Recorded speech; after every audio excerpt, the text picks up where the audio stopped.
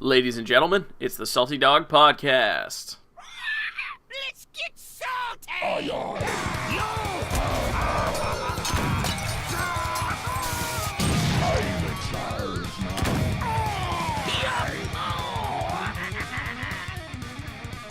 What's up, guys? Welcome to episode 25 of the Salty Dog Podcast. I'm Klashe. He's Dookie. What's up, man? We are a quarter century old. Yeah, I in some sort of logic that's going on in there, I guess. Yeah. So here we are. We're back. It's been 2 weeks since a official show, although we did stream last week for a little while just for funsies. And it was fun. It was funsy. It was very funsy. I had funsy. Me too. We're probably going to start doing that more often, actually. Oh my god, the burps. We have to start off every show this way. Yeah, for sure. We have big 2018 plans where the end of the year is always just hellishly hectic and always blindsides both of us, and that's why shows are going to be sparse until, not sparse, but probably like every other week till the end of the year. Yeah, that sounds about right. Probably every other week. I think you might have mentioned that there was going to be like 2 weeks in there somewhere that we couldn't do it, but who knows? We'll keep everybody posted on Twitter, but it is going to be a little bit more sparse through the end of the year here, but like Dookie was saying, we've got plans to do more just gameplay streams in addition to the show and stuff like that for next year, so that's going to be cool. Mm-hmm. I'd like to give a shout out to someone I have seen in the chat now for the first time ever, Sonic the Cosplayer. Welcome to our show. The Sonic the Cosplayer. It's him. It's him, guys. Wow. That's amazing. I got to meet him several times. Yeah, I've gotten wasted with him. Yeah. I actually don't think I have yet. That needs to be rectified, by the way. Yes, STC. yes, we should fix that. But, yeah, anyway, so what have you been up to in Hearthstone? Because I haven't been up to much. No, that's true. That's true. I guess I'll go through my week, and then we can talk about why you have I actually saw it. It was Hunter Hughes has not been online in a week or whatever in Battle.net. It said that? Yeah, it was like 1 week. But me, basically, at the beginning of this month, I said, fuck it to Standard. I was just like, fuck Standard. And I decided to dedicate my whole month to just playing Wild when I play. So I went back to one of my tried and true old decks, Deathrattle Rogue, and put it back together the way I remembered it, and with some new Knights of the Frozen Throne and a Goro flair thrown in there, and I've just been having a blast playing it. Yeah. I haven't even wanted to go back to Standard. Right. The decks are way more varied in Wild, as you would imagine, of course. Yeah. But it's not even all just meta decks. I mean, you've got such a big card pool in there now. Like almost any theme, if you work at it and kind of tweak it, and you're a decent deck builder, you can make almost anything work because you have such a huge pool of cards. So I've seen so many crazy things. Of course, you'll still run into people like tryharding with Pirate Warrior or Rizakis Priest or whatever, but that's where it seems like all the creative types that play this game end up. In Wild.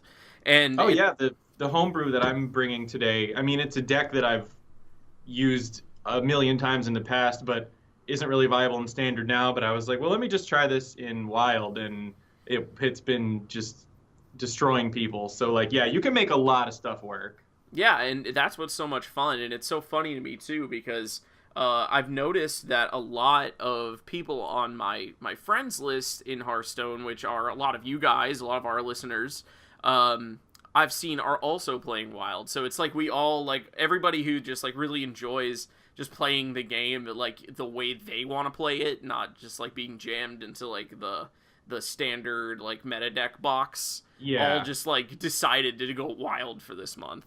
It's been a hell of a lot of fun. So I did that, and I was planning on just pushing straight through to the end of the month, seeing how far I could get. I'm currently ranked 6 in Standard or in Wild. Solid.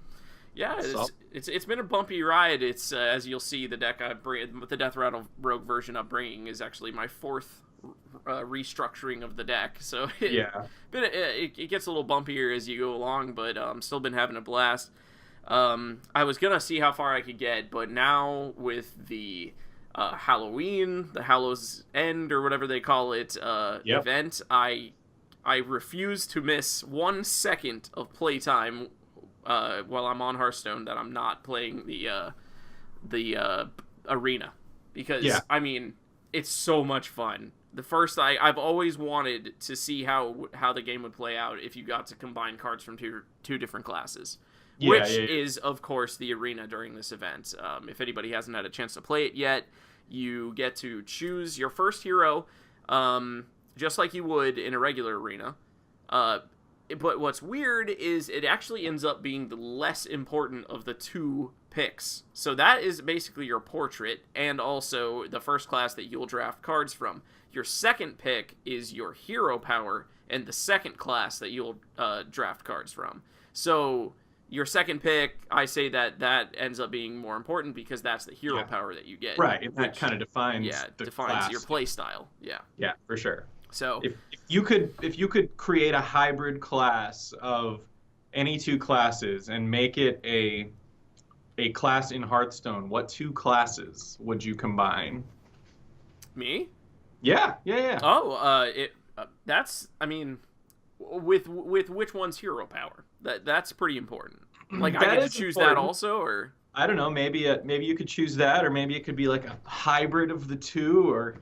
Oh, good. I'll combine Priest and Warlock, and my hero power will be heals 2 mana, draw a and card. Deal 2 damage, and just draw a card basically. Yeah, 2 mana, just draw a card. Yeah.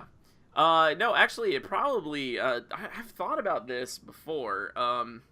It would probably be Priest and Mage, because priests are always capable of building like really decent boards, keeping board control with lesser heal and all that kind of stuff, but you always get to a point where you just like can't finish the game with Priest. Yeah. Like, you cannot reach the face, you know.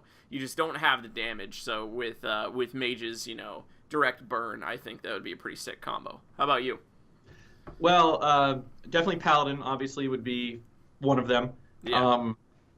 But the second choice, like, I think my second favorite class probably is Mage or Hunter, maybe. But Paladin, I think Hunter would be pretty aggro. That would be pretty aggro, but I honestly think I'd, just for like making sense and just for like style points, I'd probably say Paladin Warrior. Okay. Because you both classes have extreme beatdown potential. You got all those weapons, so you could definitely go aggro. I mean, I'm running pirates in my current aggro Paladin deck, like, so that, I mean, that there's the aggro synergy. They both have control builds that work like phenomenally. They both can like, well, Paladin especially can mid-range. Warrior, there was like a Dragon Warrior that was mid-ranging a while back. So you'd have a lot. You'd really have like all your bases covered. Crazy armor, crazy healing, crazy weapons. Just, you know, overpowered warrior cards. Like, speaking of weapons, something that this arena has definitely pointed out to me is that doubling down on weapon classes, there's definitely some strength there. Because that makes sense. When you're like take for instance Paladin Warrior, you can have Rallying Blade, Fiery War Axe, Arcanite Reaper, True Silver Champion, you know, even the ones that you don't see in Constructed, like Fool's Bane, Gore Howl, like all these insane weapons, and Vine Cleaver, and it just gets a little crazy when you get that much value out of weapons, because you have so many weapons you could get. Yeah. I mean, even hybriding a non-weapon class with a weapon class in that arena is a great idea. Because then you've got a chance to, you know, pull weapons as a mage or something, and weapons are just good in arena. So, yeah.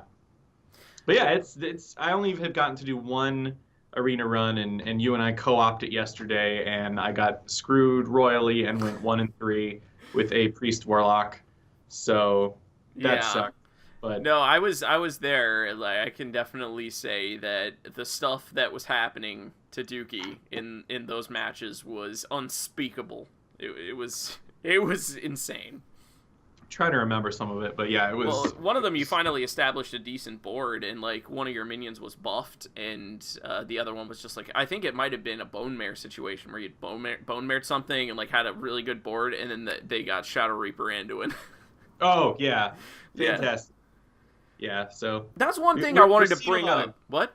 Yeah, we're seeing a lot of crazy shit getting pulled off in this arena, like seeming like, I don't know, like one of those people you played had, they managed to RNG get Raza, and then they got Deathwing, and they got Frostlich Jaina or something. Those right? were in their deck. Yeah. That was all the same game. Yeah. Yeah. And it was just like, well, what the fuck do you do in that situation? Yeah. No, you run out the fuse every turn.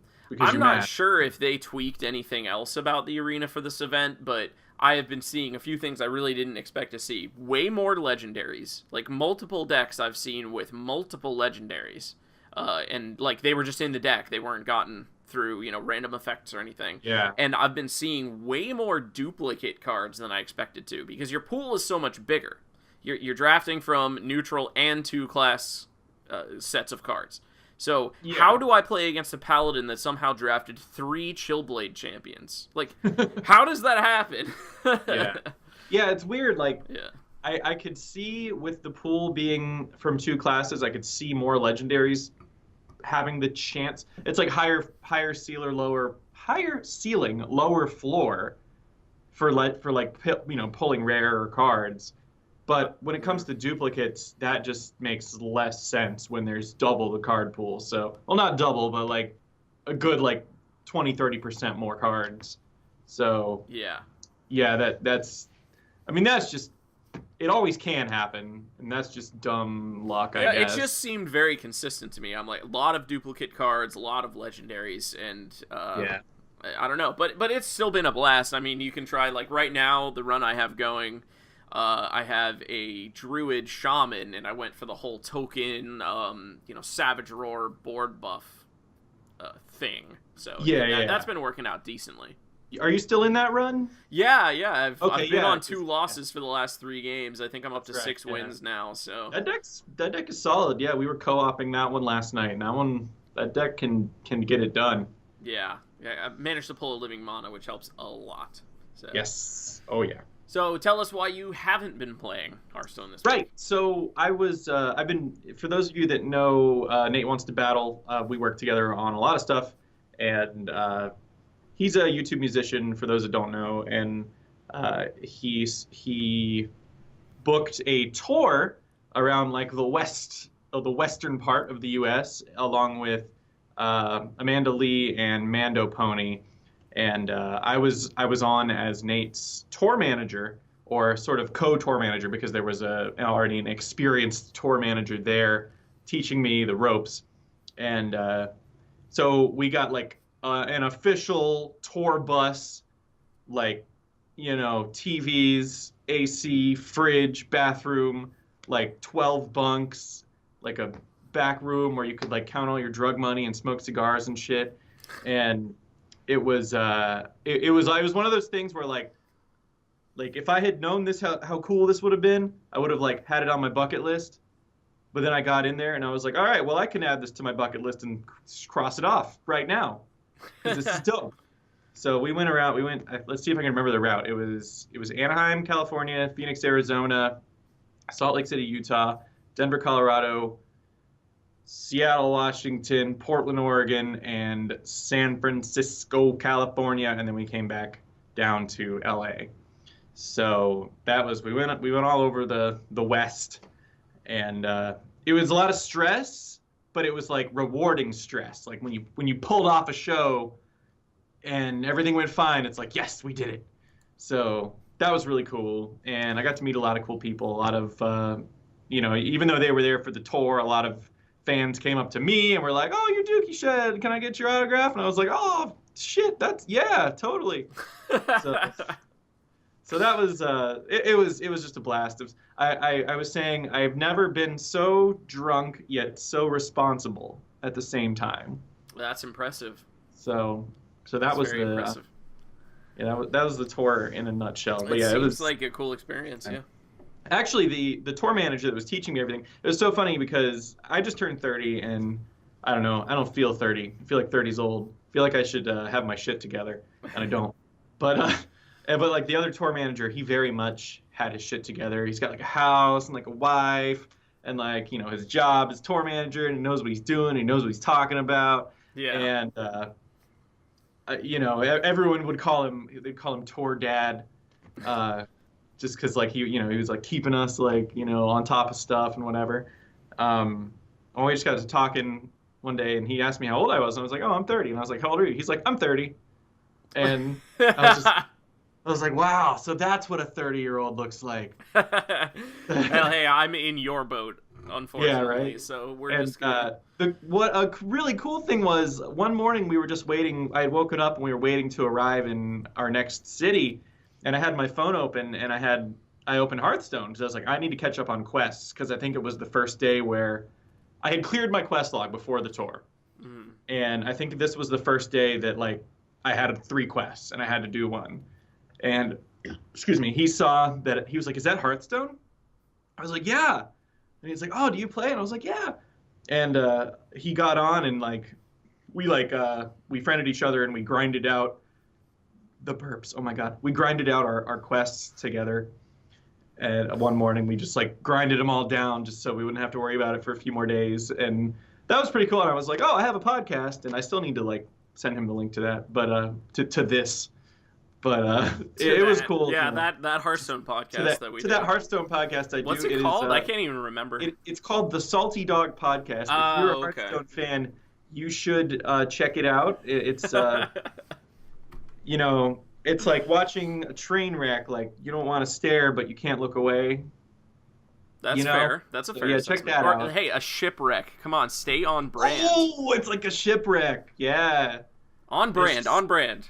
It's just it's slowly sinking, and eventually it'll just disappear into the waters and never be seen again. That's sad. Okay, Hearthstone. Yeah. Hallow's End is here. Arena is very cool right now. We're going to talk about the meta. We're going to do our salty cards. We got the card submission challenge, and we have our homebrews, which are wild. We're going to talk more about wild this episode than we normally do.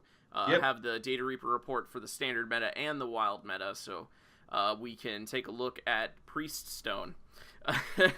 So first up, let's go ahead and check out the news, the haps this week. Oh, right. What's happening? Gadgets and Gazette always gets the scoop. Time is money, friend. Keep it quick, kid. I ain't got all day. All right, so the meta, the standard meta, it hasn't changed a lot. No, I think it's finally found its place. Well, okay, so the class played rates have changed a little bit, but the class win rates have changed drastically. So we're going to take a look at both of those things.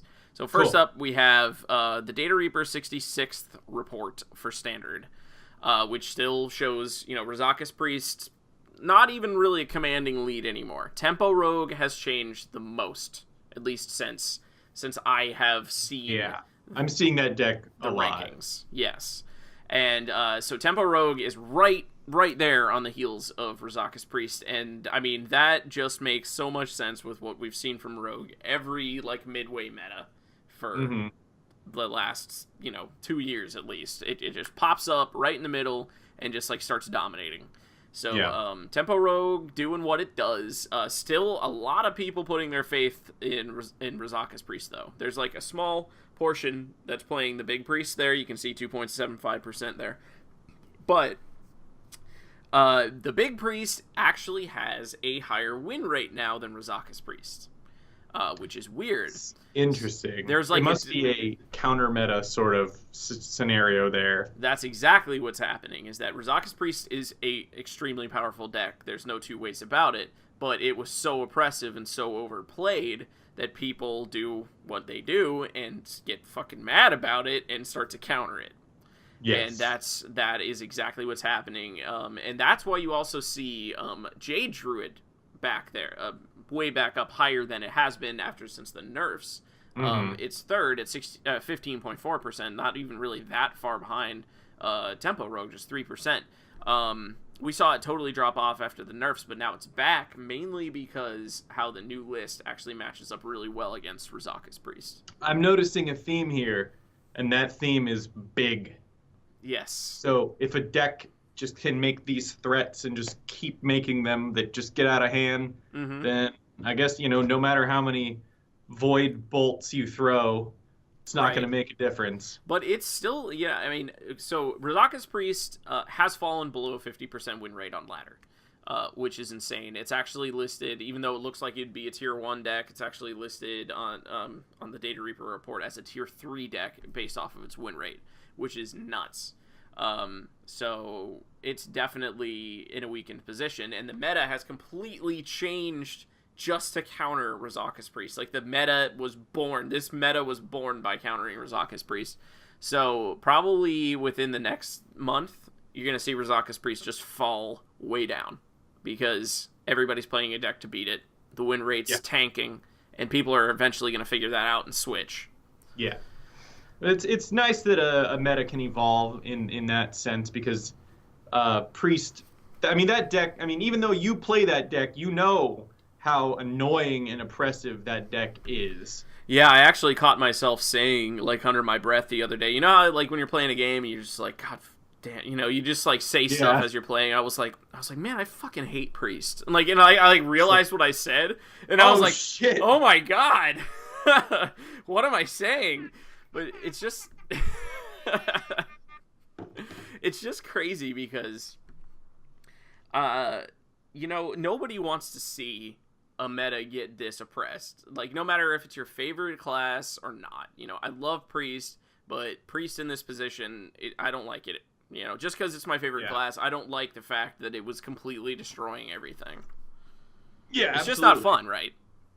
Yeah, no, for sure. And especially when it's a class like Priest where the losses feel so crushing, and like you were just like it was just stolen from you. Yes. Through fuckery.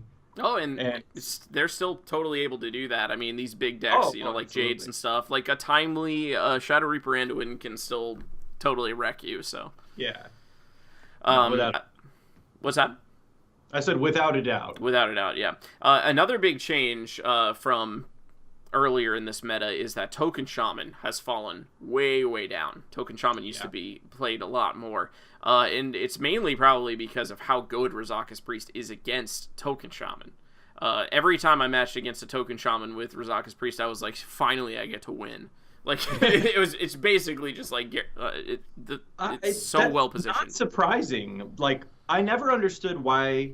I understand why Token Shaman's good, because like evolving a big board is tons of value.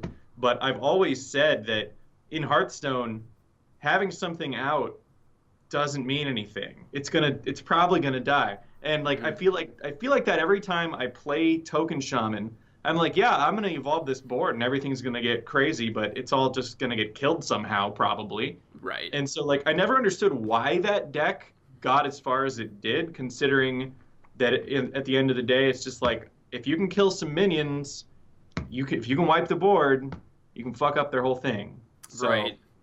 Yeah.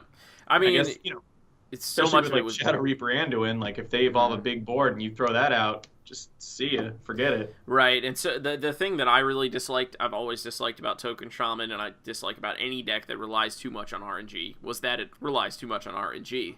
Like, say they've got a huge board and they do their whole Doppelgangster evolve combo, and I've got Shadow Reaper in my hand. I'm like, perfect, this board's going to get wrecked by me, but not when they evolve into 4 attack minions.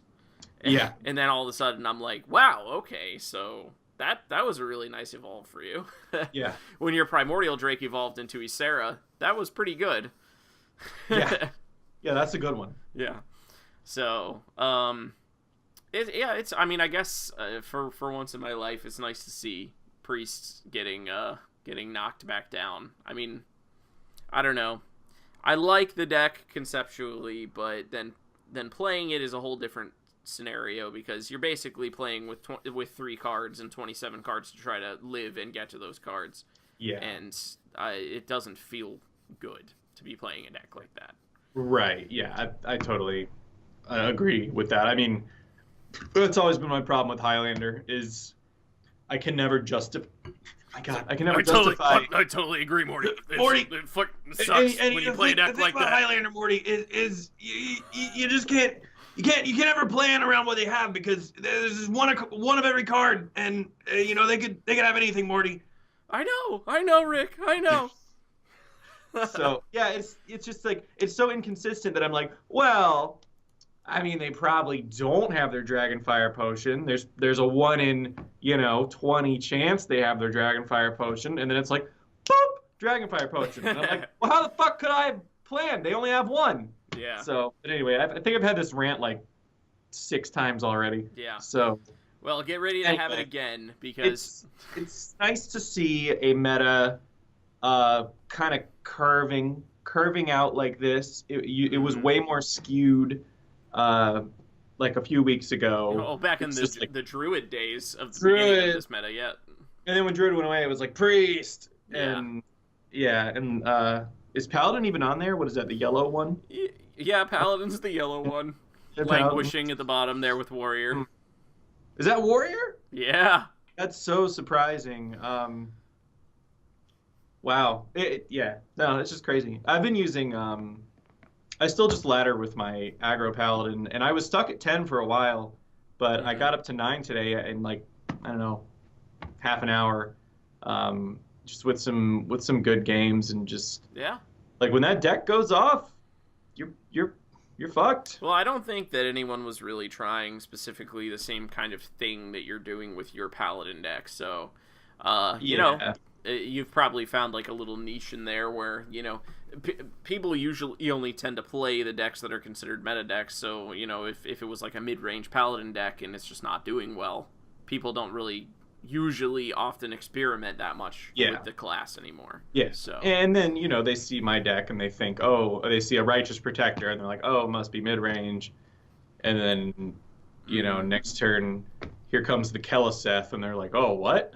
Yeah, Keleseth is, I mean, you know, any deck that does a similar thing to, you know, the Rogue that uses it or the Zoo Warlock that uses it, it's, you know, it's totally viable to me. Yeah. Especially, I mean, it takes a lot of advantage of Divine Shields, too, to use Keleseth, so. Oh, hell yeah. Yeah, I mean, one of the best things, this is a tangent, but this is it, I promise. One of the coolest things in that, like, Keleseth is so good in Warlock, in Zoolock, because your hero power draws you cards, so, like, Keleseth doesn't buff your hand, but you can get into your deck quicker and pull out those buffed creatures. Yeah. And so, no other class has that advantage, but with Paladin, if you get Keleseth off, and then you pull off a Divine Favor, and you draw 5 cards, then most of them are going to be minions, and they're all going to be beefed up, and it's going to be a bad time for your opponent. Yeah. Like, I feel like if I pull off like a 4-card or more Divine Favor in any game I play, I'm going to win that game. It definitely helps. Just, like, I mean, maybe it's a tell, like, when I'm overextending because I have one in my hand, and I'm just like, I'm just going to blow my whole hand and then draw 6 cards. Mm-hmm. But even if it is a tell, it's like you can't argue with 6 cards. So right. Anyway, I agree. Yeah, no. Usually when a good Divine Favor gets pulled on me, it's definitely a struggle to win, and you know, a lot of the times a loss. So I mean, just that like, much card advantage for that little mana is really good. But wait, there's more. So, like I said, though, about your whole Rizakis Priest or Highlander decks in general rant, get ready to just go ahead and have that again, because this is the Data Reaper number 4 list for Wild, which is exactly what we were seeing earlier in the meta when Priest was, in the standard meta when Priest was insane. It is far and wide, it's double the next played class. Yep. In Wild, which is nuts. So welcome to PRIESTSTONE, everyone. I literally never thought I would say that, but we are living in PRIESTSTONE right now. Your day has come. Yes. So obviously, you get all the same crazy shit with Shadow Reaper, Anduin, Raza, and Kazakis, but you also get Reno, which is just like giant fucking cherry on top. Yeah, gotta be rich. And there's almost nothing that you can. Be careful what you wish for, man. When you want PRIESTSTONE to be the thing. No, you're right. Monster. I want Priest to be exactly where it's always been, just like middling, so I can fuck around with it and like beat people sometimes. Honestly, as much as deck construction matters, like a lot, I think player skill matters. Probably equally. Right. I would say, like, I feel like if I had a meta deck and I gave a pro like a homebrew of mine, they'd probably still like school me. Yeah. Just like they would just like know what I have and know what I'm gonna do and know how to play around it, and so you really honestly, this game does come down to skill as much as I call it a game of skill with air quotes. It's not even a game, it's a game. Yeah, no, it's a game of skill. That's so funny. But yeah, I mean, this looks a lot more bleak than actually playing the Wild Ranked ladder was for me. I did not see that many more priests than, hunters, mages, paladins, etc. Maybe I mean, I am ranked 6, so I mean maybe ranks 5 to legends are just like packed with Reno priests, but at the same time they have Reno, and so it's like more oppressive in that way, but every class you're playing has access to more cards, and there are counters available there, and like my deck is using one of the best Reno counters there is, so I mean there are ways that you can play around it and still have a decent deck against any matchup.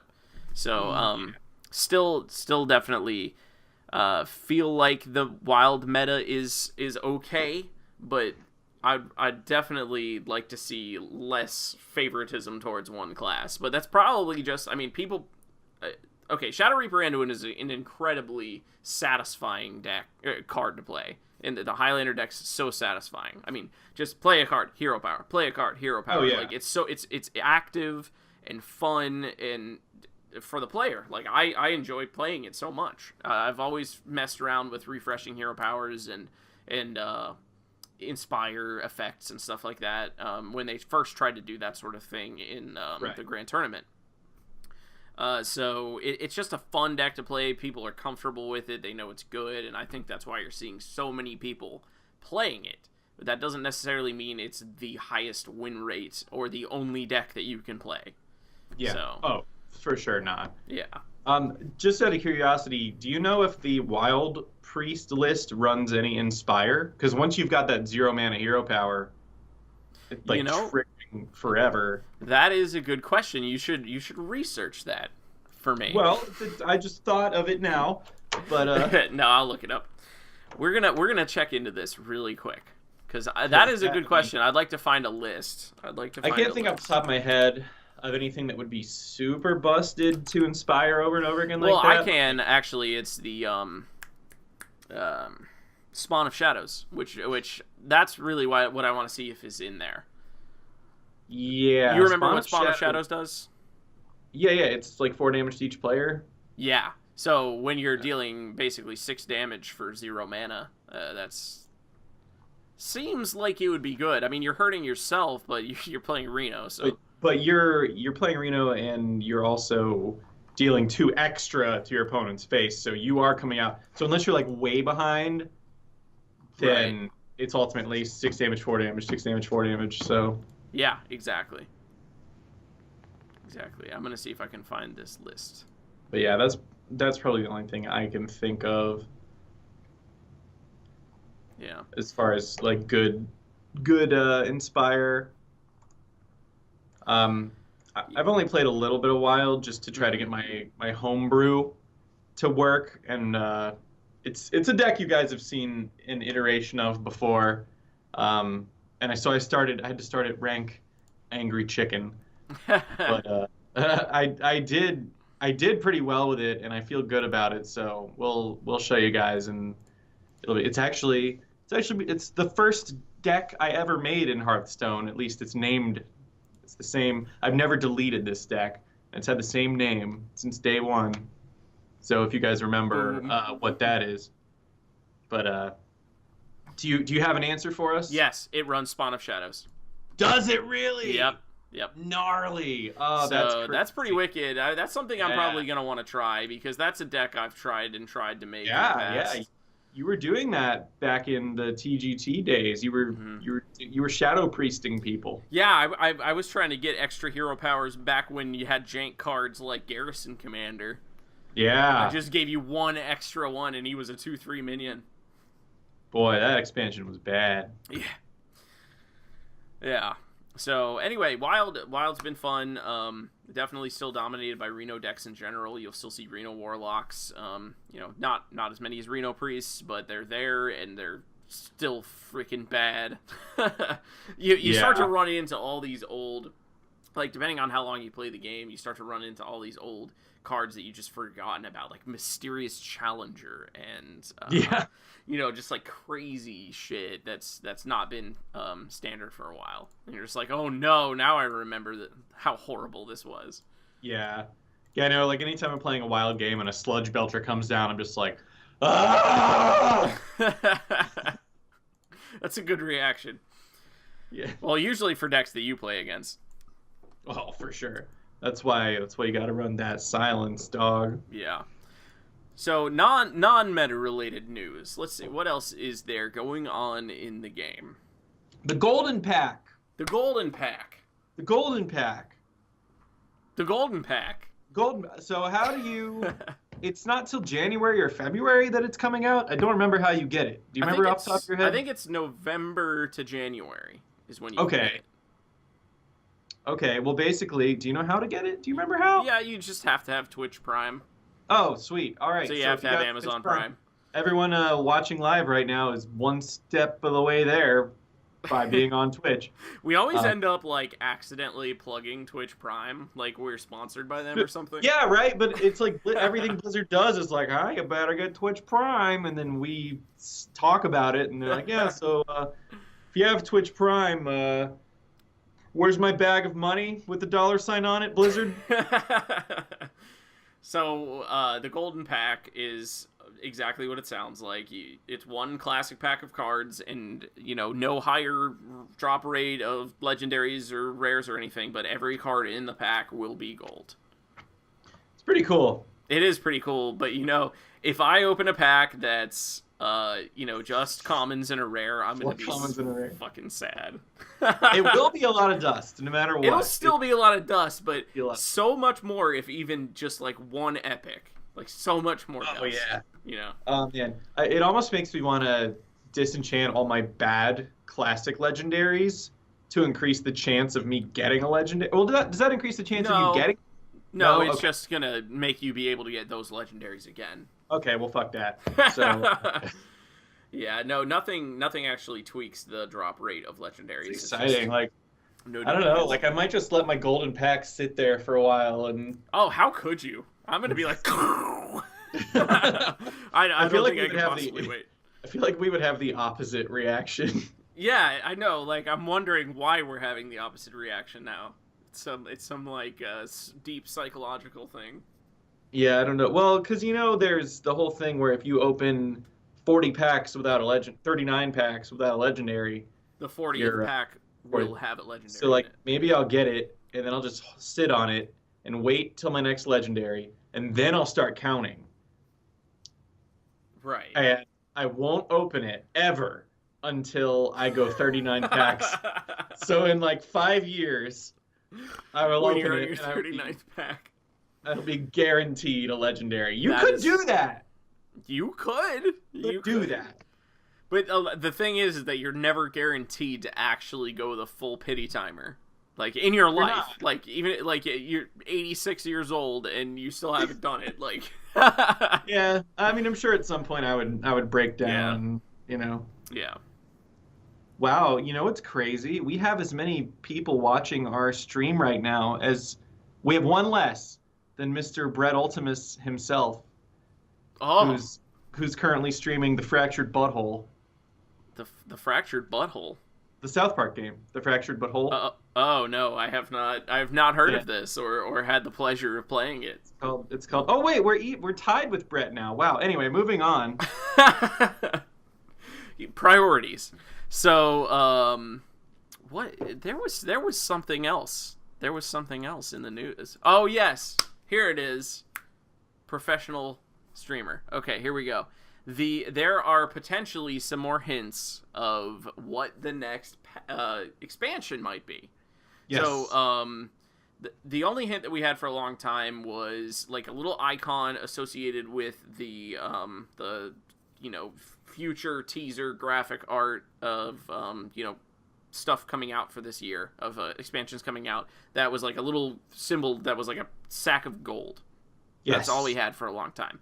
So people have been throwing around all kinds of different things, like some kind of throwback to sort of League of Explorers type thing with treasure hunting and stuff like that. And then there's increasingly, I will say unfortunately, more and more stuff kind of hinting towards piratey stuff.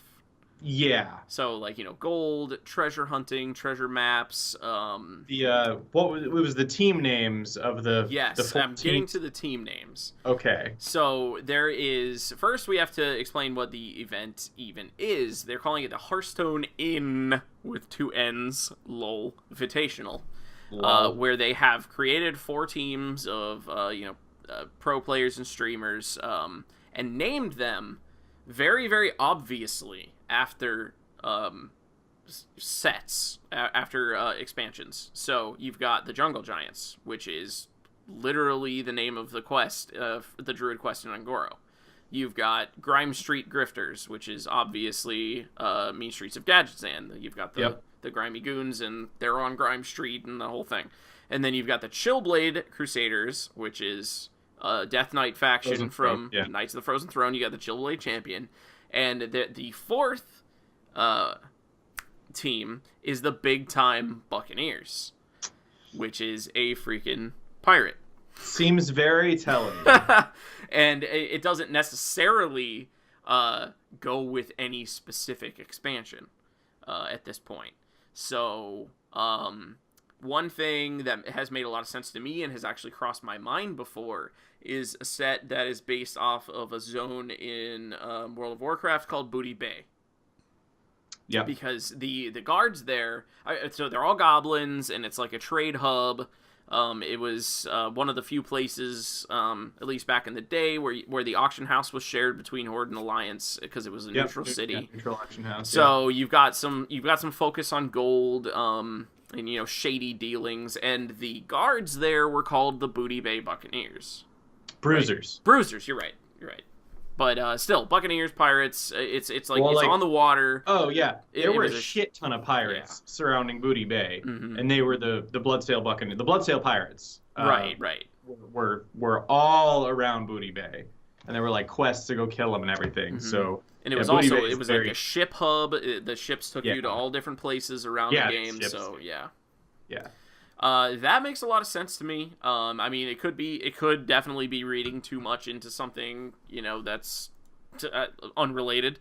But it seems possible. And there's also the theme of what they're rewarding these teams for. So I'll read out who's in the teams quickly. On the Jungle Giants, you have Kripparrian, Firebat, and Jackie Chan. In the Big Time Buccaneers, you have Disguised Toast, Ant, and Ali Straza. Grime Street Grifters is Reynad, Tice, and Pathra. And Chillblade Crusaders is Dog, RDU, and Navi OOT. So, what they get for each of these little challenges, which is basically a wild match, a standard match, and then something called Excavated Treasures. So there, again, we have... Sounds like a... Oh, yeah, that's a pirate reference there. It sounds like a limited format. Right, and what it is they have to, it's a deck building test. They have to build a deck out of cards that they, I guess maybe open from packs. It's not necessarily clear how the cards are going to, like, get generated or get given to them, but they have to make them out of a limited set of cards, which, of course, would be limited format. But for whichever team wins in these individual challenges, they get a mysterious treasure And again, the treasure theme. So you've got either Blizzard's fucking with us, or it's gonna be pirates. Right. Which, I mean, I don't know why it would be pirates. Pirates have already been huge, but you know. Yeah. Okay. As much as I like pirates thematically, and as much as I like playing with pirates in Hearthstone, it seems like bad timing for more to pirates. make a bunch. Yeah, like we're pretty pirated out at this point.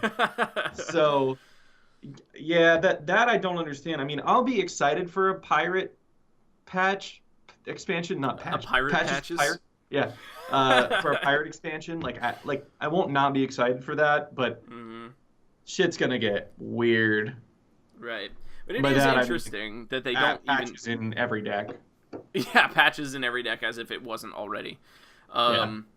So, well, it is interesting how they are doing the rewards, though, because they don't even tell you what they mean. It says, whenever a team wins one of these challenges, they'll be awarded a mysterious treasure. What treasure? What type of treasure, do you ask? We won't spoil the surprise.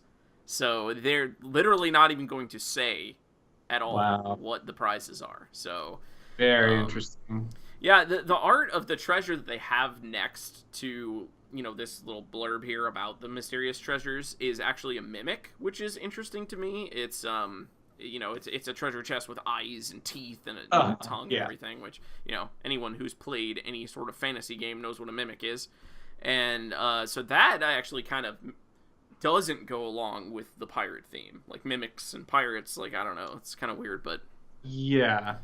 Maybe more like that automatically makes me think of like dungeon crawling, which, you know, exploration, you know, maybe it's more themed on that rather than pirates, you know, like going out searching for treasure, which if it was some kind of like expansion based on like a lot of the dungeons in WoW, like a lot of the instances, that would be really cool, because those aren't like big enough to make an entire expansion based on, but they're still some of the coolest, most fun moments in WoW. Yeah. So theming things after those dungeons would be pretty cool. Yeah, definitely. And I mean, that automatically makes me think of League of Explorers, though, which was already like, you know, Harrison Jones, go and steal the treasure, you know. That was based on that stupid archaeology profession you could have in WoW, like in Cataclysm or whatever, which was like, whatever. And so was the expansion, really. So anyway, but yeah, might be pirates. I mean, you know, we should be happy over here at the Salty Dog. Yeah, we should. We're over here literally with a pirate named show, like complaining about pirates. Yeah, bring on the pirates. Yeah. So I'm whatever. It's fine. Whatever. It's fine. There's already so many of us. We don't need any more crew members. You know what I mean? Like, we have enough pirates here to run the Salty Pearl. Yeah, Patches keeps showing up, just bursting out of his cabin saying he's in charge now, and we're like, no, Patches. Then you just punt him, you know, overboard. Yeah, he always finds his way back up. Yeah, well, he's like a tentacle thing, so he just swims his way back up to the boat. And he's like climbing up with like a dagger in each one of his little tentacles, just muttering to himself. He's like, I'm in charge. Fuck it, I'm in charge. Now we have all these holes in our boat. We have really active imaginations. Are we on to the next segment? I think that we ought to be. So we've been talking a lot about the decks that we've been playing in Wild, his mage deck and my Deathrattle Rogue deck. So let's take a look at those if you were looking for something to get into Wild with for the rest of this month here. Homebrew section. Something needs fingering? I hope you like my invention. Love my new recipe for science!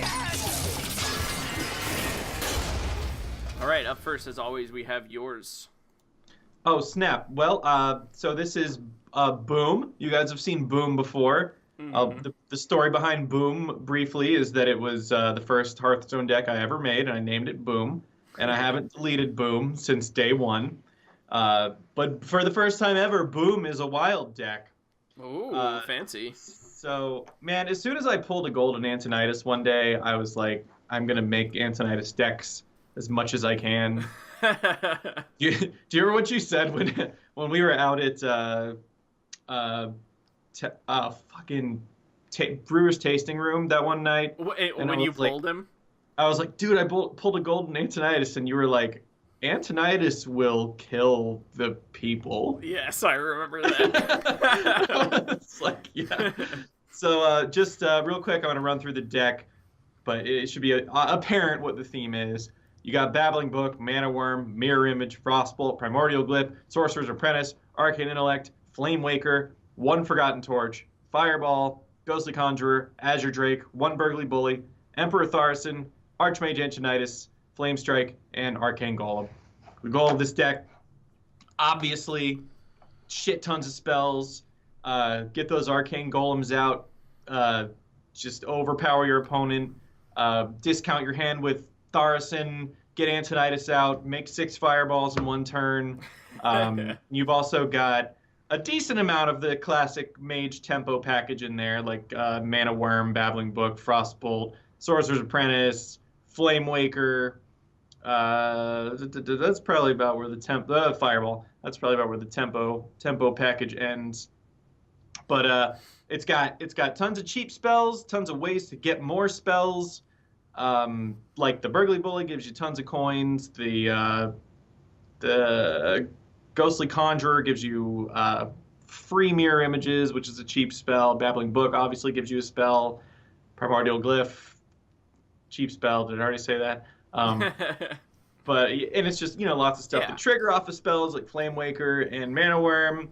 And the goal is just have good board presence, nuke your opponent's stuff, get out either Antonidas or a couple Arcane Giants, and just destroy their face. Yeah, no, it makes a lot of sense. And like you were saying, you have like this really, really strong end game package with a combo built into Antonidas, but like you haven't totally sacrificed early game, which is one of the main things that's really stuck out to me since going back to Wild after a long time of just playing Standard, is that your decks don't have to be as specialized into one specific portion of the game, which would either be, of course, early game, mid game, or end game. You have such a large pool, and you have access to every powerful card that's ever been created for a class. So in that way, you can have a strong early, mid, and late game. Obviously, you want to focus on one of those, but you don't have to sacrifice any one like you do in Standard decks. This deck definitely goes like early strong, late strong, but mid's not bad. Like, you've got Flame Waker, which is one of the craziest cards that Mage has ever had, and Azure Drake, which has been banished to the Shadow Realm. So it's not totally lacking in mid game, but it just flows. It's solid all around. Like, I find myself with I have to play stuff to not have 10 cards in my hand because I'm spewing out spells and creating new spells from cards that give me spells, and those Arcane Giants get real cheap real quick. Today I had a Babbling Book give me a Molten Reflection when I already had out 2 Arcane Giants. Oh yeah, that's a good one. They costed 0. Yeah, and I was like, yeah, I'll take those. I'll take a 0 mana 8/8. That sounds good. Here's 24 attack and 24 health on the board. Or sorry, 32. 4 mana 7/7 move over for the 0 mana 8/8. Yeah. Yeah. So anyway, that's the deck. I've been having a lot of fun with it. If you wanna boom your opponents, that's the list. Lots of fireballs. It's always nice to switch over to Wild, for a break from Standard, but also if there are cards that you miss, or if there are cards that may still be Standard but aren't seeing any play right now, like Archmage Antonidas, for example. It's always fun to hop over to Wild and be able to use those cards that you don't really get to use because you'll just get destroyed in Standard. All right, So moving to my deck here, this is Deathrattle 4.0. It has gone through several revisions as I claw my way up the Wild ranked ladder, which is how you always refer to that rank 15 slot of Standard as the primordial goo. That's basically the entire ladder of Wild because people are just trying so many things. What's that? That's what I know. When I was looking at the when I was playing and when I was looking at the tier lists on Tempo Storm, tier 1's 5 things, tier 2's 6 things, tier 3's 8 things, and it's there's so much that like can actually be viable right now in Wild, which is cool. Yeah, and there are so many people that aren't even playing any of those decks. They're just playing decks of their own creation, which is really cool to me. So I'll run through the list really quickly. I have Backstab, Cold Blood, Mistress of Mixtures, Blood Mage Thalnos, Eviscerate, Loot Hoarder, Nerubian Egg, 1 Roll the Bones, Undercity Huckster, 1 Beneath the Grounds, which I will talk about that card in a moment. Devilsaur Egg, 1 Devilsaur Egg, Unearthed Raptor, Barnes, Defender of Argus, Piloted Shredder, of course, Lotheb, of course, Sylvanas, of course. All those just like staple cards. Bone Mare, Dr. Boom, ugh, what a crazy card. And Ragnaros, the Fire Lord. So the way this deck works is it sacrifices a little bit of the early game to just have an incredible mid game and just close it out really fast. Like the damage snowballs with this deck insanely quickly. So the cards like Backstab and Mistress of Mixtures are to fill that early game gap. You really want to try to aggressively mulligan for those cards because just like control decks can be insane and Wild, aggro decks can be fucking crazy, and like they just explode out the gate with so much damage you can literally die on like turn 5 and never have a way to recover. The first 3 iterations of this deck didn't have Mistress of Mixtures because my ultimate goal with this deck is to be very aggressive and be the one who actively kills you. So I'm like, why do I want to heal my opponent? The Mistress of Mixtures needs to be in there just to make sure you get to live. It really hurts your matchups against control. Like when you match against Reno Priests and you draw Mistress of Mixtures, it's a sad day. But like it needs to be in the deck. Here's a question. What's that? What about Zombie Chow? Zombie Chow only heals your opponent. Heals your opponent. Okay. Mistress of Mixtures is in there for healing me. Yeah, that makes sense. I would consider throwing in something like anti-healbot, for example, but I want all of my minions to have as many minions as I can have to have Deathrattle. Because it synergizes with Roll the Bones, and it synergizes with Unearthed Raptor. So usually with Unearthed Raptor, like the best turns that you can have is starting basically with Backstab, Nerubian Egg, and Unearthed Raptor. Use Backstab and Dagger to fight off early minions, stick your Nerubian Egg, stick your Raptor, and then throw down Defender of Argus in between them, and GG. Yeah. Oh yeah. I mean that's the dream, right? Right. No, it's really good. And when you the main thing about this deck is that you establish a board that's really sticky. You can do that like with Paladin, with Divine Shields, but with this deck you're doing it with very, very powerful Deathrattles.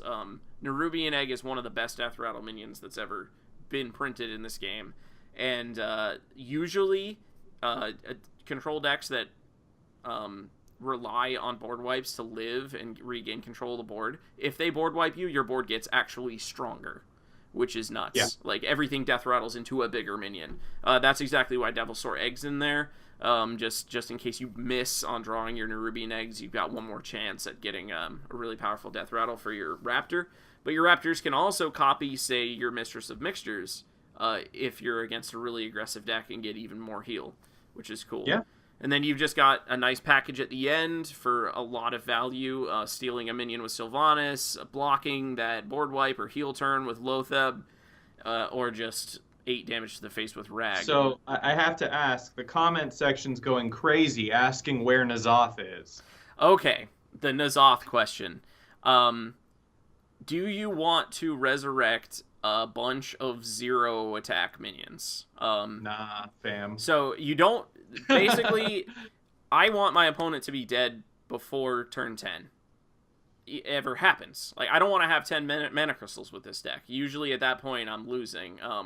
I have a ton of targets in here that are really bad targets for N'Zoth. Nerubian Egg, Devilsaur Egg, Mistress of Mixtures. These are all things that the deck is basically built to be able to trigger once. Like, get a Cold Blood on a Nerubian Egg, or line up Defender of Argus between 2 of your eggs.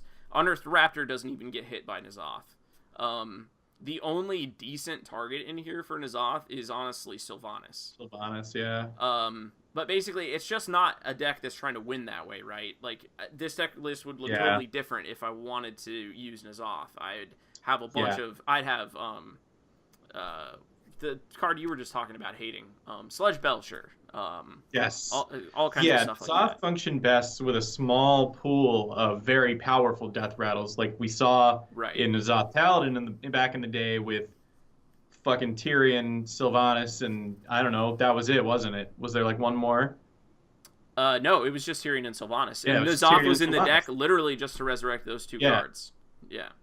So yeah, that's where it functions the best. I think I even did try having N'Zoth in, and I never got to play it because I would either die or kill them. It's not the right kind of deck for it. I can see why you'd think. You're like, okay, of course, N'Zoth, Deathrattle. Yeah. But one card that I definitely want to highlight here is, and it might not make sense to a lot of people, is Beneath the Grounds, which, if you don't know what Beneath the Grounds does, because it's been wild for a long time now, is it's 3 mana, a spell that shuffles 3 of a 0-cost card called Ambush into your opponent's deck.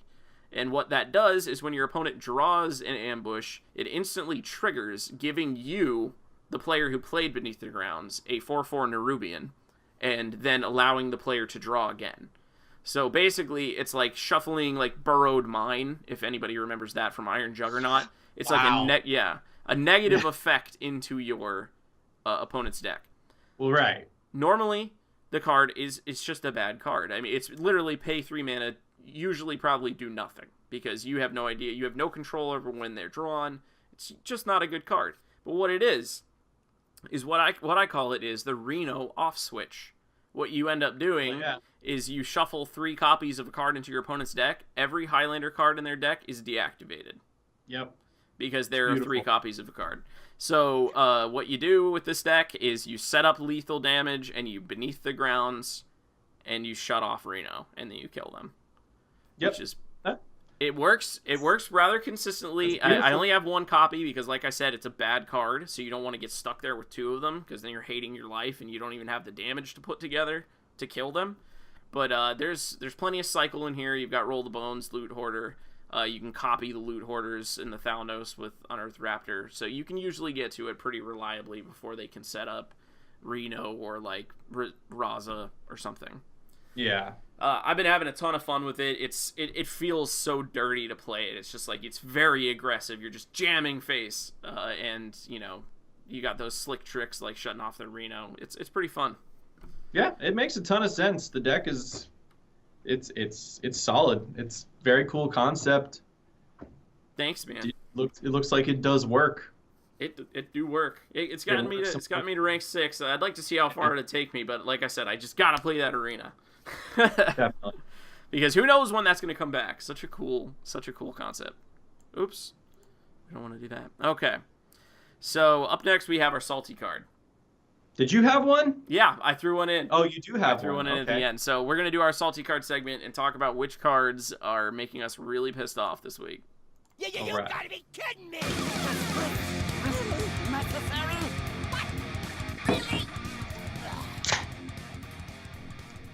Okay, first. Wow, a mage card? That's so unlike you.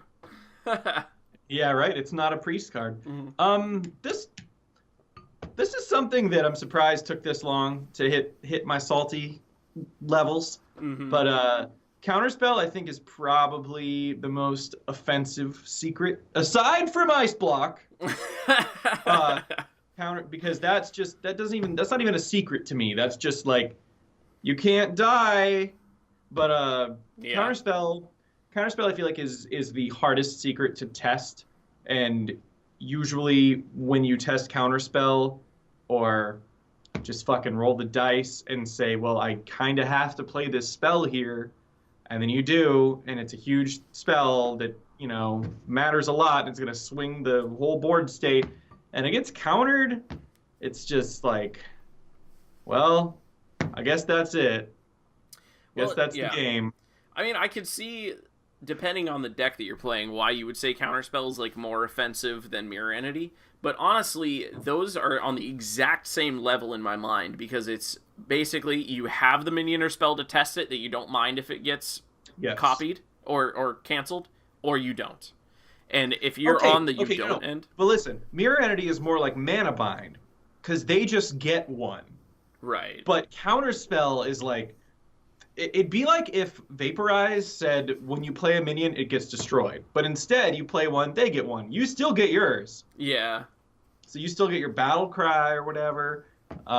You still get your charge. Mm-hmm. But Counterspell is just like, your spell didn't happen. Yeah. And that just tilts me to no end. Well, it's way better than Counterspell in Magic, right? Yeah, right. Like, this is always the bane of my existence when I'm playing against a deck that just is like, hey, that thing you did in the game that's part of the game that you need to do to win the game to help you use your deck, you can't. Instead of playing a card this turn, don't play a card. Yeah, discard the card you were going to play. Go fuck yourself. And we always have to talk about Magic. What's more insane about the spell Counterspell in Magic is that summoning minions is a spell in Magic. So everything is a spell. Nothing that you do is not a spell in Magic. So when you try to play a minion, it can get counterspelled in Magic, which is insane. And Counterspell in Magic costs 2 mana. Actually, didn't they like permaban that from Tier 1 or from Type 1 is what I meant? Well, from Type 2. Yeah. From Standard. Standard.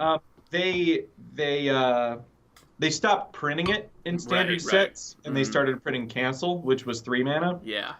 But if you're playing Modern, it might be out of Modern at this point. I don't know. But if you're playing Vintage or Legacy or any of the old, like, anything goes, then you can obviously still counter anything in the game for 2 mana. And the fucked up thing about that is you get to decide after you see what card they're playing. So, if you want to do it, yeah. Yeah. So you're like, oh, put out this. You're not testing secrets here. You're just going, I'm going to play this 1/1 Goblin. And they're like, okay. And then you're like, I'm going to play my 4/4 Minotaur. And they're like, I'll counter that. And it's just like, oh, well, fuck you. They always say it that way, too. Like, just very matter of fact. They're like, I'll counter that. And you're like, oh, will ya? Okay. Let me just rip it into pieces and walk out. Fucking blue mages, man. Like, you have to wait. Every time you do anything, you have to put out a card, and you have to wait, and you have to look at them, you have to be like... and they're like, yeah, okay. I'll let you do that. And it's like, fuck you, bitch! I can do whatever I want. All right.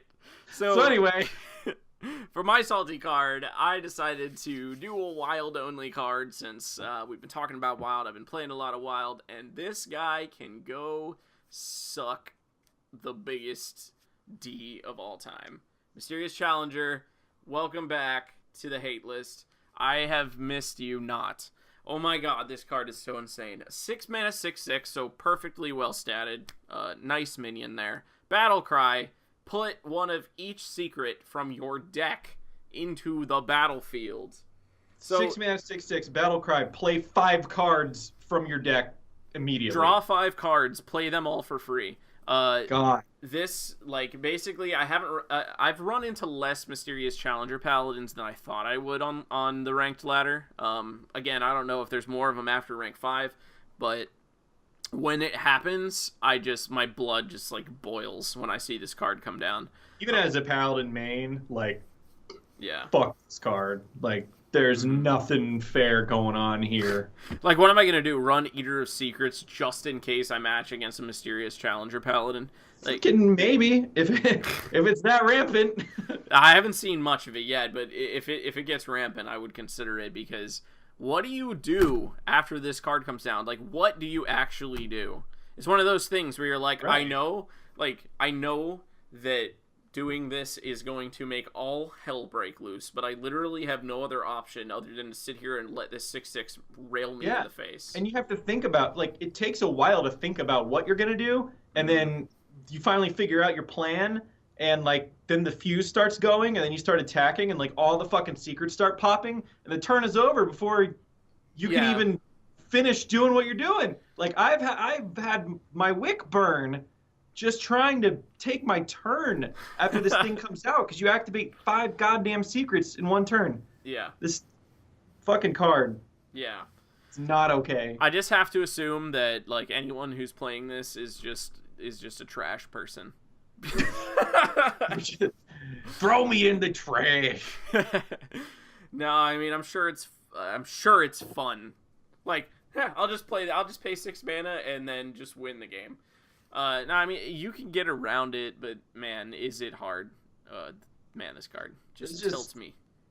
Yeah, like there's ways, whatever. It doesn't always work, but like you just read that card and it's like, that's not fair. Yeah.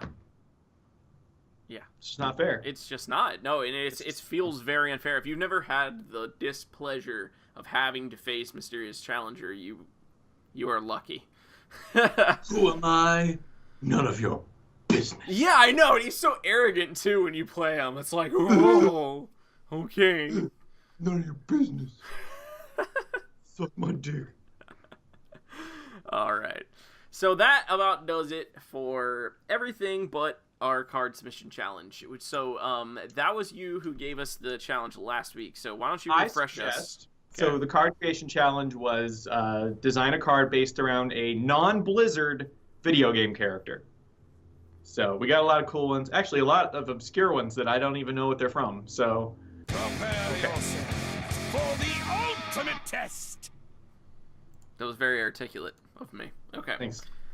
So, up first, from DJ Fresh, we have Lady Maria, which I don't know which game this is from. Do you know? Yeah, let us know in the comment. No, I don't know. Let us know in the comments, Dougie, what game this is from. It almost looks like Fire Emblem to me. But anyway. Yeah, it's very pretty Animu. There's actually a lot of Animu looking cards. So, she is a 6-mana 3/9 neutral legendary. Whenever this character attacks, deal 1 damage to it and 3 damage to all enemies. I think it's a really cool idea. I like that, but I think it should at the very least be 3 damage to itself to do 3 damage to all the enemies, because as it is, it's really strong. Yeah, I mean that's an insane ability, and I mean. Mm-hmm. A 9 health minion isn't impossible to remove at turn 6. Like, right. You know, Doomsayers get thrown out on turn 2, and half the time I can get rid of those. Yeah. So, I mean, it's not sticky or anything. It's removable. But yeah, the thing starts attacking, and it's just goodbye everything that you hold dear. Yeah. So, I think maybe a little, you know, maybe like. You could give it more attack and less of a crazy effect.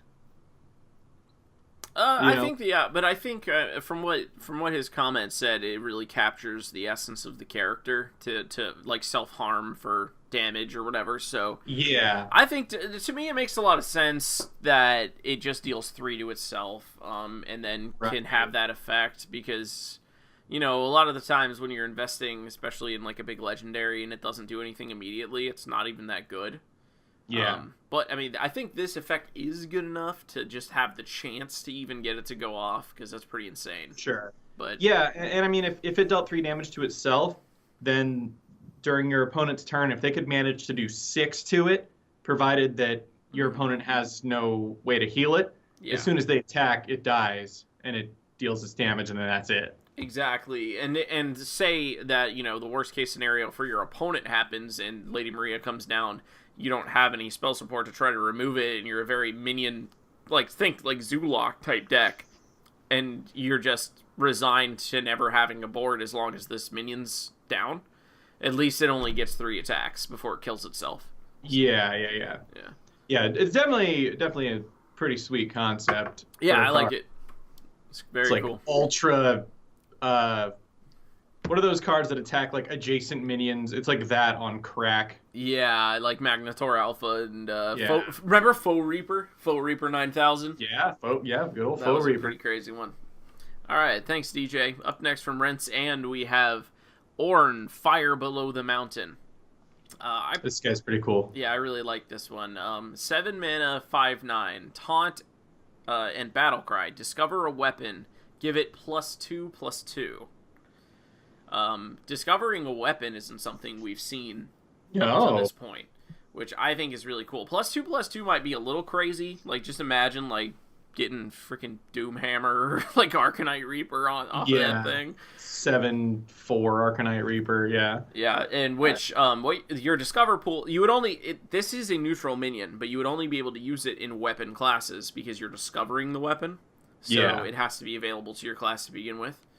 Yeah. Also, if anybody knows what game this is from, let us know. Yeah. Have we had anyone say who the last one's from? Oh, the last one was from Bloodborne. Oh, okay, cool. Yeah, I also we're video game scrubs. Apparently, we don't know where any of these characters are from. I thought I knew some shit, but maybe not. But yeah, I really like the idea. I think it might make the weapon a little bit too strong because weapons are already really strong. Yeah. But so discovering a weapon's gonna make it only stuff your class can use. Yeah, Discover only opens up class viable options. Yeah. Well, that's still a really, really cool concept. I like it. Yeah. Because we haven't seen anything like that, and then discover it, and it doesn't have. Apparently, he's from League of Legends. Okay. That shows you how long it's been since we've played. Yeah, he definitely wasn't in the game when we were playing. Yeah. Maybe he's one of the newer ones. Yeah. No, the taunt makes him nutty. Yeah, because you're not even you're not even leaving yourself open on 7 mana to discover the weapon. Yeah. Like you still protecting your face. Like you still have to, the weapon still goes in your hand, you still have to spend mana on it, so he's not having a super duper immediate effect on the board, aside from being a 5/9 taunt. Well, taunt is an immediate effect on the board, right? Exactly. So, yeah, it's pretty cool. So, yeah, no, it's good. Maybe a tad OP, but... Yeah, I'd say a little OP, but I really like the concept behind it. Very cool. All right, up next from Jarno Van de Sand, who I don't think we've had submit before. Yeah, that sounds like a new name. One of my personal favorite characters here, Geralt of Rivia, obviously from the Witcher games. It's the first one I've actually known here. He is a 10 mana, 8/7 neutral legendary. If you played the coin this game, I guess battle cry to destroy an enemy, dragon, beast, demon, and murloc. And I really liked it. It sounds like a weird effect, but I really liked how he explained it when he submitted it. Which was if you've got the coin, then he'll take the job. Which is very Geralt. He's a mercenary, like Monster Hunter guy, and I really liked that idea. But it's such like an arbitrary 50-50 chance, like to have the coin or not. To get like an insane activation. That's definitely the major glaring issue is like half the time he's a 10 mana 8/7 and that just kind of sucks. Right. But and then if you did have the coin, then he could obviously come down and have a really insane effect. Like if you get a great dragon or beast or something, or Murlocs on their own aren't that insane, but maybe you get a brings warrior. Up a good point. Burgly Bully. And anything else that could add a coin to your hand, I think he might be the only one. But as far as standard is concerned, I think it's just Burgly Bully. But then there's a rogue card that can do it too, which is doesn't he give your opponent coins though? No. I'm not talking about Gallywix. It's Cut Purse. Oh yeah. He's like, what you got there? Yeah, what you got there? So there are ways. But cool concept for sure. Yeah, definitely. I really like when you drive the concept of the character home really well. I like that. It's like you gotta pay him or he's not gonna do shit. Yeah. All right, up next from Hunter Smith, we have this one. I don't know what this is from, so give us a shout out in the comments if you know. Axel the Dark Hero. Which is a hero card, 6 mana, you gain 5 armor, and become Axel, and your battle cry is Summon Evil Ranger Pink, and change the music to Axel's theme song, which is White Tiger. So you get a nice auditory change there, too. I like that. Slumber Cat Pink is a 2/1 demon. If Axel the Dark Hero is your active hero, then this card transforms into Evil Ranger. Wait, that's Slumber Cat Pink. Sorry. And if you are okay, I'm getting confused. There's so many pink cats. Okay. If you're Axel the Dark Hero, which obviously you are because that's how you summon this minion, then it transforms at the end of your turn into Evil Ranger Pink, which is a 4-mana 5/3 Deathrattle to summon Slumbercat Pink, which then will transform back into Evil Ranger Pink. But I guess the main problem here is that Slumbercat Pink could get killed and then just be gone forever. Yeah. But also, while you are Axel the Dark Hero, your new hero power becomes Love Dynamite, which is 2 mana, deal 1 damage to all enemy minions, and heal all of your minions for 1, which is pretty insane. Yeah, it's like a crazy Spirit Lash. Yeah, it's like Spirit Lash that heals your minions instead of hurting them. I think we can kind of chalk this one up to it being a flavor card. I think it's a flavor card for sure. If you're familiar with the character, then I'm sure this makes sense.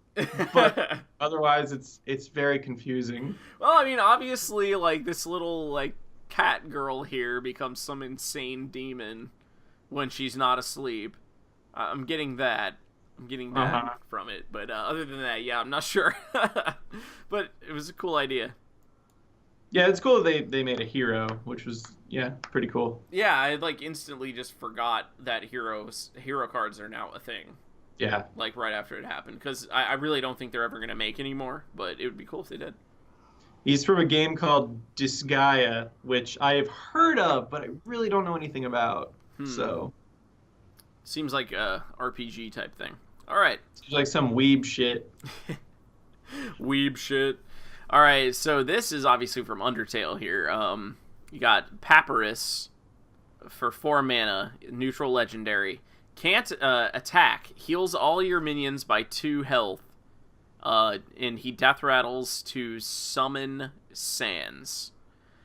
Which Sans is 4 mana. I have to move that. Whoop. Okay, so 1/6, and Sans is a 1/1. Sans is 4 mana, 1/1. Summon 2 Gaster Blasters, which you can see there as well. Charge. When this minion damages a hero at the start of the turn, deal 3 damage to that hero for every turn Sans is alive. So, the way I interpret that wording is that if you actually manage to connect with Sans, which would be hard because he's only a 1/1, at the start of your opponent's turn, they'll take 3 damage for every turn Sans has been alive. Yeah. Which could obviously ramp up really crazily if you manage to somehow protect him. And then, but also when Papyrus dies and Sans comes out, you also get 2 1 mana 2/4s that can only take 1 damage, which is the Gaster Blaster. I mean those are pretty solid minions. Yeah, I mean those are good enough on their own, and then the Sans ability is just like, hey, if you somehow manage to pull this off, it's crazy. Yeah. So it's neat. It's it definitely is kind of just referencing the way these characters interact and stuff in Undertale. Right. Papyrus just being the friendo, and then Sans being final boss, Megalovania, kill your ass if you're playing the genocide route. So that's cool. Yeah. No, it's very cool. I like to see some Undertale representation in here. All right, up next from Stefan Essen, we have Herschel Layton, which is 4 mana, 3/4 mage, I guess legendary. Whenever a card is played, Herschel Layton is reminded of a puzzle and puts a hint coin in the hand of the player. A hint coin is basically what counterfeit coin or innervate now is, which is 0 mana, gain a mana crystal this turn only, but the next hint coin you play this turn costs 1 more. So basically what you're doing after you get the benefit off of the first one is you're just getting the benefit that playing spells would provide. So like Antonidas or discounting Arcane Giants. This would be insane in your boom deck. So. Yes, exactly. Yeah, like this. Yeah, obviously, like if you're just trying to ramp up and play a ton of minions, playing more than 1 hint coin a turn isn't going to benefit you. But the fact that you get a hint coin every time a card is played means that you're going to have several turns of mana ramp, probably. So right. You also have to be really careful, though, because you could fill your hand up with hint coins really easily and then not be able to get them out. Yeah. Oh, yeah, that's true. That's very true. Yeah. Your opponent could even purposely exploit that. Right, if they had some way of, like, stacking your hand or something, yeah. But I really like the idea behind it. It's like very clever. Yeah. Because it has, like, a very specific purpose. Well, that makes sense, because Professor Layton is very clever. So, good card, all around. I like it. Good card, 10 out of 10. Thanks, Stefan Essen. All right, so that does it for our submissions. Thanks, everybody who submitted, as always. And we will have another submission right after we finish this up. But up next, we have Dookie's card, which is, of course, Samus. I couldn't resist with the Metroid hype as of late. I couldn't resist making a card out of Samus, and let me just blow my image up here so I can read my own card. So Samus Aran is a legendary 8 mana 6/9. She's got Wind Fury, immune while attacking, can't be targeted by spells or hero powers, 50% chance to freeze any character damaged by this minion. So if she sticks and it comes back to your turn and Samus is still alive, boy, your opponent is in for it. Yeah.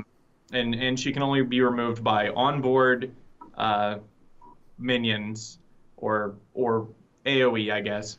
And I intentionally gave her 9 health because just about everything at the 8 mana slot is an 8 attack minion. So you're going to have more than just an Iron Bark protector to take out Samus. So a lot of this is just really just flavor. Like the Wind Fury is just because Samus has a huge arsenal and a million abilities and can shoot a million times per second. So she might as well be able to just bombard you. Immune while attacking because most of Samus's abilities are long range, and if they're not long range, she's invincible while she's doing them. She can't be targeted by spells or hero powers because her power suit is, by the time you hit Gravity Suit, she is just impervious to basically everything. And then the 50% chance to freeze a character, what will happen in the animations when you attack with her is it'll decide, are you freezing it or are you not? And if you are freezing it, the animation she'll shoot an ice beam at the enemy and they'll become frozen. If it's not, then it'll be like one of like a few other things. Like I was thinking she'll screw attack them. So like she's still immune, but it's not going to freeze, or she'll speed boost through them. So still immune, but not freeze, or she'll shoot a super missile at them. So really, this was just a fan service card. She's totally like removable. Like if you've got the onboard presence to take out a 6/9. That's such a big if, though. Like you can just set her up on a board where they don't have the answer, and then they're so fucked. Yeah, it's a pretty big if, and then your opponent is just fucked beyond words. Like so, this is Barnabas on crack, or not Barnabas, Tarantis. Yeah. Oh yeah. Like I mean, she's got a lot of insane abilities, but the best one is can't be targeted because of taking away all of the removal options or even delay options like sap or frostbolt or any of that stuff. Just doesn't work. So just like, I don't know, I figure once you hit Gravity Suit, not a lot of shit. Like you can walk around in lava, so true. I figure Fireball is probably not going to do anything. Makes sense. Definitely makes sense. I like it. Especially like most of the damaging spells are like some kind of element, and the Various Suit specifically is impervious to extreme temperature. So I don't know. It's probably OP. Vadia. I like it. All right. So for my submission, I decided to go back to childhood nostalgia, Final Fantasy VII. Yes, I'm a trash person that loves that game, since apparently everyone loves to hate on it. But Vincent Valentine, 6 mana for a 7/7, but he only stays a 7/7 until you end the turn, because at the end of each one of your turns, he randomly, I didn't know how to word this, so the way I worded it is, at the end of your turn, gain random stats that add up to 14. I realize now reading it that it makes it seem like he gets 14 additional stats at the end of every one of your turns. It shouldn't say gain. Yeah, what I mean is randomly reassign his stats. So basically, every time you hit end turn, his attack and health are going to be random numbers that add up to 14. And this is basically to try to capture Vincent's main power out of the several powers that he does have, which is chaos, which is that he is able to, harness that magic and transform into different beasts with different strengths and weaknesses and abilities and blah, blah, blah. And instead of trying to make, like, a million cards that each one's a different thing that he can transform into, I just figured that in this way, he ends up being, like, with good luck, not even necessarily that good, because with 14 stats, like, usually his health's probably going to be pretty beefy. At the end of every one of your turns, he's fully healing. So if they don't have the damage to completely destroy him before the turn passes back to you, he's safe, because his stats are going to add back up to 14. So in a roundabout way, it's a heal. Of course, he could end up being a 13-1. And just be easily killed. But hey, that's what happens when you play with chaos. You don't know. You know what would be a cool thing, and that actually makes a lot of sense for chaos, because it's unpredictable. Yeah. But you know what would actually be a cool thing to do with him is, in addition to randomizing his stats at the end of every turn, he gets assigned a random ability. So, like, he gets assigned a random keyword. So, like, Divine Shield, Charge, Wind Fury, Poisonous, anything that's a keyword. Right, like something like a keyword that would actually make sense. Like, not like Battle Cry or Deathrattle, because you... Well, no. Like, So, I mean, what is it? Poisonous, Charge, Lifesteal, Divine Shield, Taunt. Well, Charge would never make sense either, because it happens at the end of turn. Yeah, that's true. Yeah. So in that way, it's like more like he's becoming a monster of some kind. Right. Taunt could be one. Divine Shield can't be targeted. I guess. Well, that's not a keyword. It needs to be keyworded. The Louis Do had a good suggestion: gain a random adaptation or adapt at random. Right. So but the adaptations would go away as well, like. Yeah, that would they just wouldn't go stock. away, Yeah, stock, like stack. Set. Yeah, that'd be cool. Yeah, adapting him would make sense, because that's like, thought. What's that? Just a thought. Yeah, no, that is cool. It might be honestly a little bit underpowered, just because the whole like it doesn't do anything when it first comes down thing. So yeah, with an adaptation added on, it could be cool, because, like, say he randomly assigns and has really low health, but then you can adapt to give him +3 health and everything's better. So that's a good idea. I like that. All right, so that does it for the show this week, I believe. I have to pose next week's challenge. Did you think of one? Yes, I have thought of one. Oh, I always get nice. I get really excited about anything, even if it's just hearsay about new expansions. So in my head right now, I'm just thinking about treasures and Booty Bay and just like what the next expansion could be. So based off everything we've talked about, like what the next expansion could be, you could run with pirates or treasure hunting, or even take the mimic treasure chest idea from the art that they put on their website. Some kind of flavor to start maybe fleshing out what this new expansion could be. Like, what's your idea of a card that could come from an expansion that is put together from, like, the little bit of information that we have, like, the little bit of hints they're throwing us? Because honestly, you know, I always say, like, oh, it could totally be wrong, but how many times have these little hints that they've thrown out actually been, like, spot on? Like, people knew it was Knights of the Frozen Throne for the longest time before it even came out. Yeah. So I really feel like, you know, all these hints are probably really pointing to something. Yeah. Yeah, I agree. I'll be surprised if it's not, like, pirate or related. Yeah. So, yeah, anything, whatever your conception is of it, something on brand to, you know, Booty Bay, Pirates, Treasure, that sort of thing. Make a card. Yeah. Let's design the set before Blizzard releases it. Yeah, there you go. But anyway, that does it for the show. Hope all you guys come out 2 weeks from now. We are not going to have one next week because I am actually going to be in California with Dookie. That's right. Yep, this time next week I'll be there with some of our friends. We're going to be probably way too drunk to have a show. Yeah. This time next week we will certainly be too drunk to have a show. So, I agree. So save those submissions for 2 weeks from now, which will be, I don't know what date that is, and now I feel like I got to figure it out.